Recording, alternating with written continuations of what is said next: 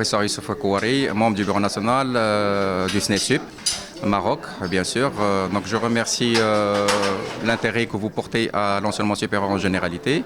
Donc cette conférence de presse était un fruit par rapport à ce que vit aujourd'hui l'université marocaine en général et l'enseignement supérieur. Comme vous avez remarqué qu'il y a un mouvement de protestation aujourd'hui au sein de ces établissements de l'enseignement supérieur à cause de deux choses principales. C'est par rapport à la soi-disant réforme pédagogique des normes pédagogiques qu'a eu lieu en août 2025, ainsi que la fameuse loi 59-24 qui a suscité beaucoup de contradictions et de réflexions et d'avis. Donc pour cela, comme vous l'avez suivi, le SNESUP avait organisé son comité administratif le 14 septembre 2025 où il y avait bien sûr un débat important, sérieux, de telle manière à débattre de l'ensemble des problématiques de l'enseignement supérieur en sa globalité et bien sûr sans oublier le cahier revendicatif du SNESUP qui pour résoudre des problématiques dues à une malinterprétation de la loi ou par rapport à des dossiers présentés par notre dernier congrès du SNESUP, le 12e congrès SNESUP en 2024. Par rapport à cette question. Alors, par rapport au cahier de normes pédagogiques, et comme vous l'avez stipulé au niveau du PFE, je ne sais pas d'ailleurs de quel PFE vous parlez. Si vous parlez du PFE licence, c'était par rapport au cahier de normes pédagogiques validé en 2023-2025. Donc, ça fait 2 ans que la licence n'a plus de stage qui stipulait par rapport les 3 semestres 2 modules de stage pour les licences.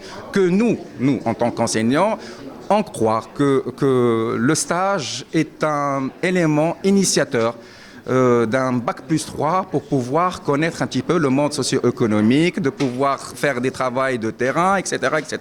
Donc aujourd'hui, le débat n'est pas par rapport à la licence. Alors si vous parlez concernant les masters, je ne crois pas. Parce que le master, si on fait une comparaison par rapport à l'ancienne version qui n'a pas d'ailleurs été validé et qui n'a jamais vu le jour vis-à-vis du bulletin officiel, ce CNPN, il a enlevé un module qui était inséré dans la partie dernière du S10, le dernier semestre, qui est maintenant en totalité réservé au stage, donc il n'y a aucun changement. Par contre, alors, le problème du CNPN, c'était par rapport à la concertation qui devait y avoir au sein des départements, ainsi que des conseils d'établissement et ainsi que des conseils d'université, chose qui n'a jamais été faite, qui n'a pas été faite d'ailleurs par rapport à ce CNPN. Bon, aujourd'hui, vu la rencontre hier avec Monsieur le ministre, cette problématique, on a eu un accord de telle manière de revoir cette procédure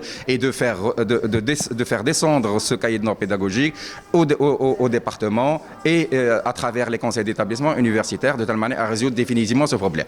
Bien sûr, sans oublier que la grande majorité, le problème qu'on avait, c'était par rapport à la gouvernance et on espère que cette partie-là va être résolue vis-à-vis du changement qui aura lieu sur le CNPN. Par rapport à la loi, je crois elle est claire.